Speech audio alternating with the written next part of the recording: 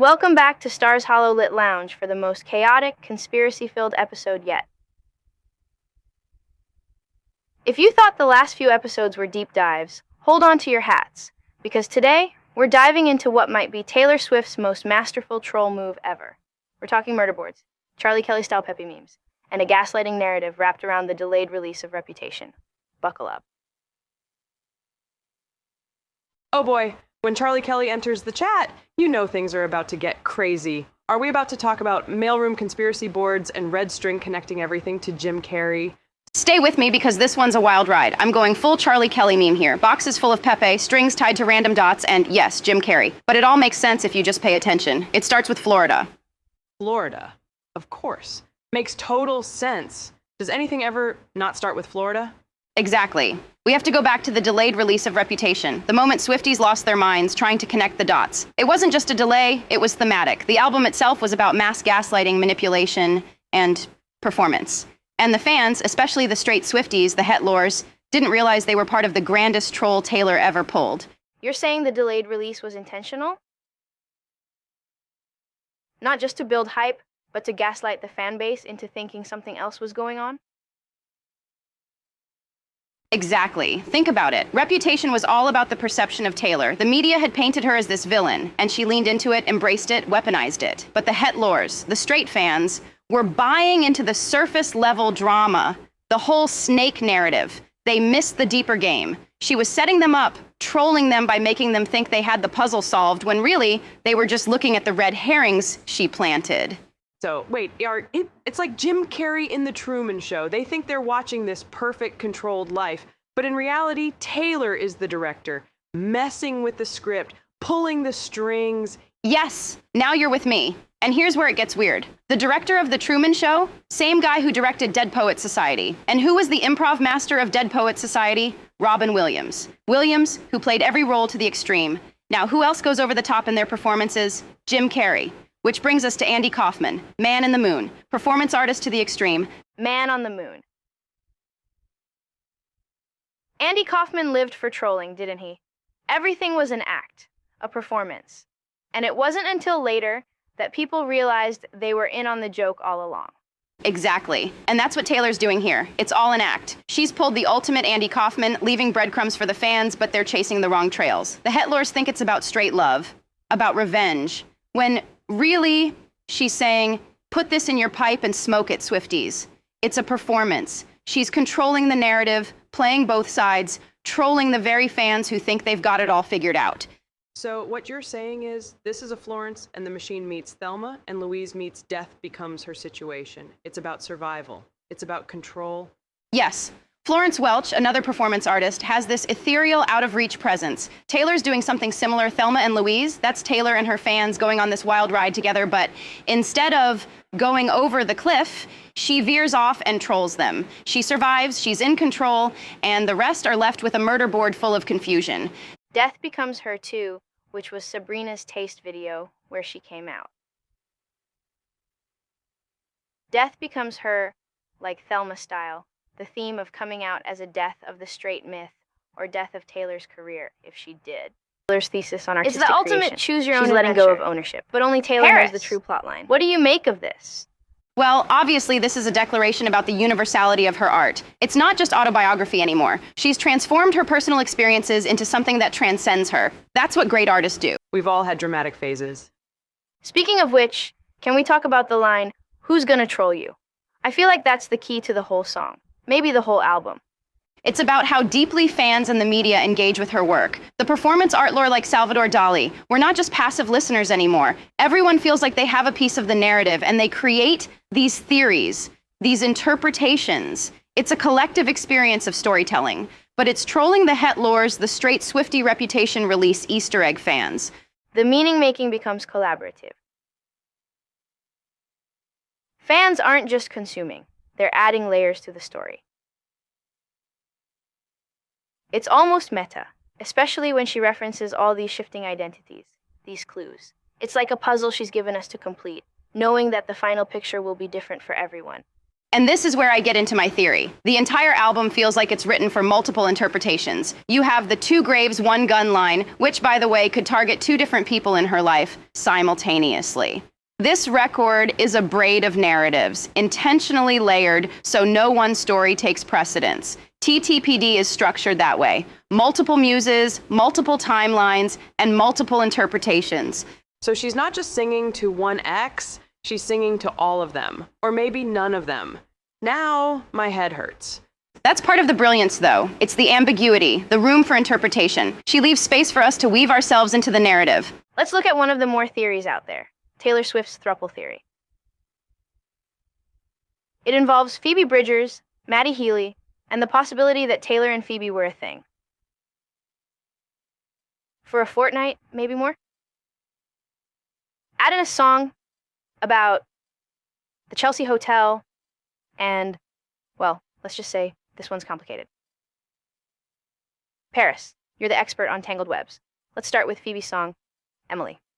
Sure. Emily, I'm Sorry by Phoebe Bridgers has been heavily speculated to be about a complicated love triangle or a thruple situation. And if you pay attention to the subtle cues, it aligns eerily well with what we see in Taylor's TTPD.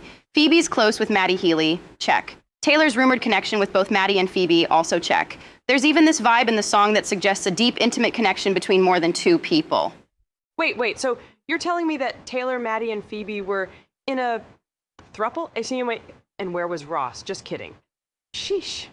Why does this feel like something Kirk would accidentally get caught up in while trying to manage a polyamorous dinner party?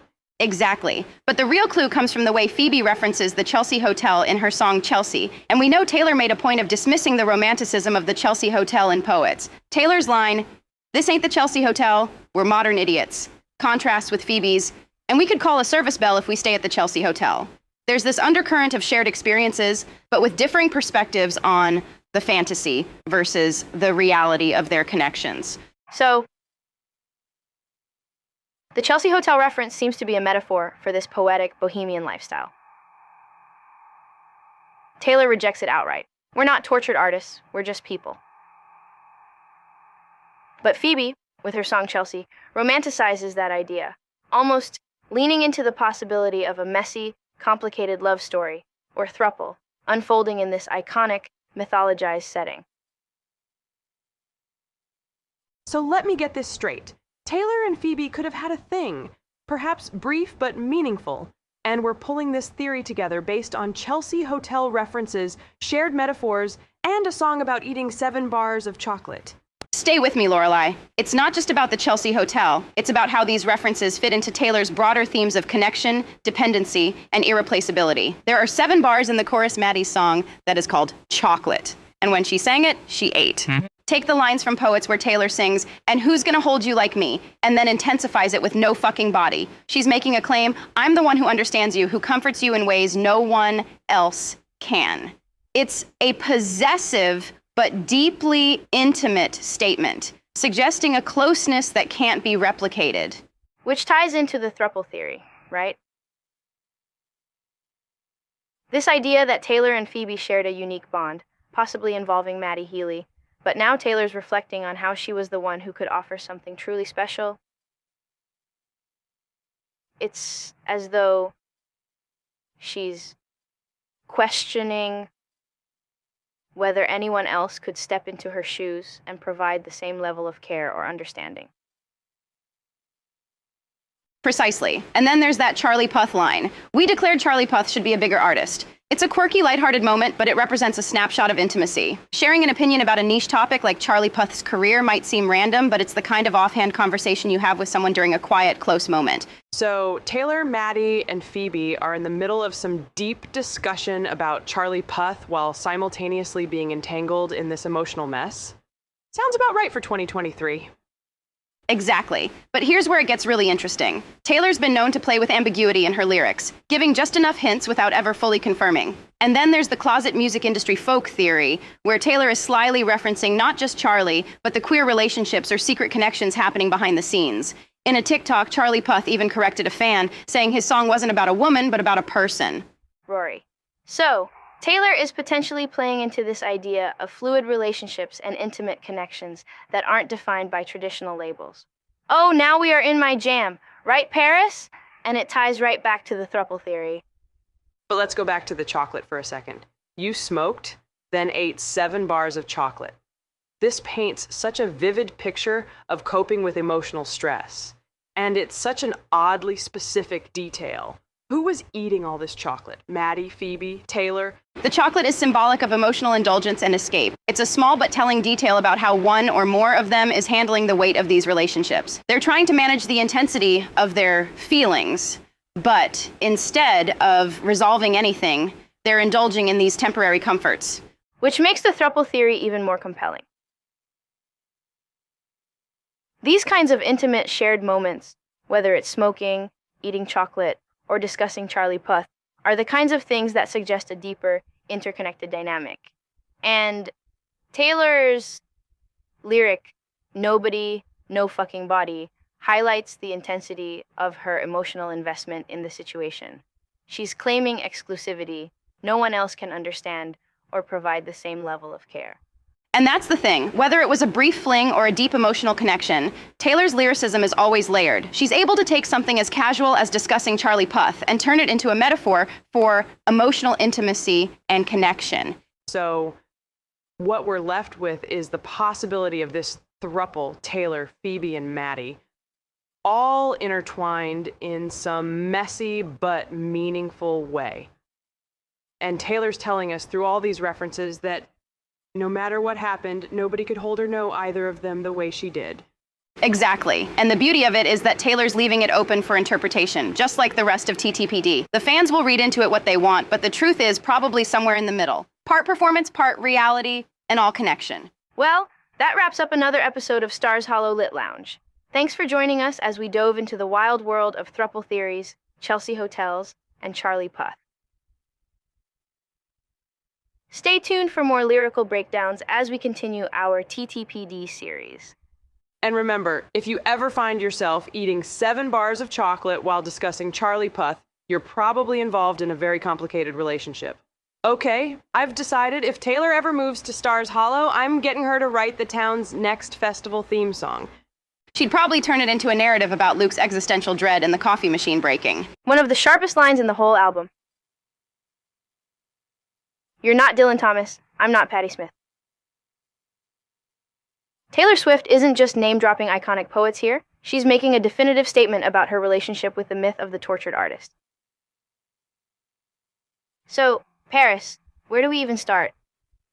This line is Swift's rejection of any romanticized notion of their relationship. Dylan Thomas and Patti Smith are legendary, known for their genius, yes, but also for the self-destructive lives they led. Taylor isn't indulging in that fantasy. By stating, "You're not Dylan Thomas, I'm not Patti Smith," she's stripping away the tragic, poetic gloss her ex-lover might have assigned to them. She's grounding them in contemporary reality. Modern idiots instead of mythic figures. You know, it's kind of like when someone makes their relationship way more dramatic than it needs to be. Like they're starring in some tortured love story instead of just being, normal. Exactly. Dylan Thomas is this iconic figure in literary history, infamous for his alcoholism and chaotic personal life. He's been romanticized as this doomed poet, but Swift is saying, "You're not that guy." She's refusing to entertain the idea that their relationship was some grand, tragic romance that deserves a place in history books. And Patti Smith, known as the punk poet laureate, is equally intense in terms of her artistry. I'm the Rory Gilmore of this podcast episode. The whole emotional support thing isn't exactly needed for dissecting Taylor Swift lyrics, but whatever gets you through the door, Lorelai. Let's jump right into it with the key line that sets the tone for this entire part of TTPD. And now the story isn't mine anymore. It's all yours. This simple sentence feels like the heart of Taylor's thesis on artistic creation. Well, obviously, this is a declaration about the universality of her art. It's not just autobiography anymore. She's transformed her personal experiences into something that transcends her. That's what great artists do. They take the raw material of their lives and shape it into something bigger than themselves. The manuscript isn't just hers, it's everyone's now. She's been acting out The Truman Show for a few years now, and she's about to play the part where he walks out on his life. It's like in Seven, she won't have to cry or hide in a closet anymore. I'm sorry I made you hide in a closet, Rory. Seriously. All good, Paris. Anything for you. Wait, what? The Emmy. Taylor that she killed off comes back as a zombie during the Who is Afraid of Little Old Me part of the Eras tour, much like Buffy did in season 6. The ME, Death, serves as a reversal of the 13 versions of herself that were killed off and then brought back as the various eras Taylors. But we see the real Taylor trying to come through during the tour, and it was combined with her altruism, which feels like being an advocate for a community she's not truly a part of.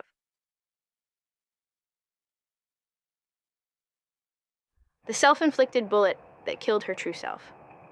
She said in the behind-the-scenes me clip that rainbows and gay pride were her identity, and later in the Vogue interview, she changed it to being an advocate for gay pride as her identity. That's communal narcissism disguised as regular narcissism.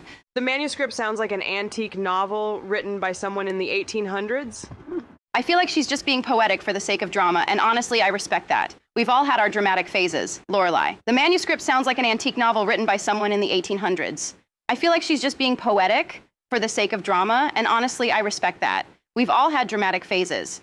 Speaking of which, can we talk about the line, "Who's gonna troll you?" I mean, that's peak 2023 energy right there. It's about how deeply fans and the media engage with her work. The performance art lore like Salvador Dali. We're not just passive listeners anymore. Everyone feels like they have a piece of the narrative, and they create these theories, these interpretations. It's a collective experience of storytelling, but it's trolling the het lores the straight Swiftie reputation release Easter egg fans. The meaning-making becomes collaborative. Fans aren't just consuming, they're adding layers to the story. It's almost meta, especially when she references all these shifting identities, these clues. It's like a puzzle she's given us to complete, knowing that the final picture will be different for everyone. And this is where I get into my theory. The entire album feels like it's written for multiple interpretations. You have the 2 graves, 1 gun line, which, by the way, could target 2 different people in her life simultaneously.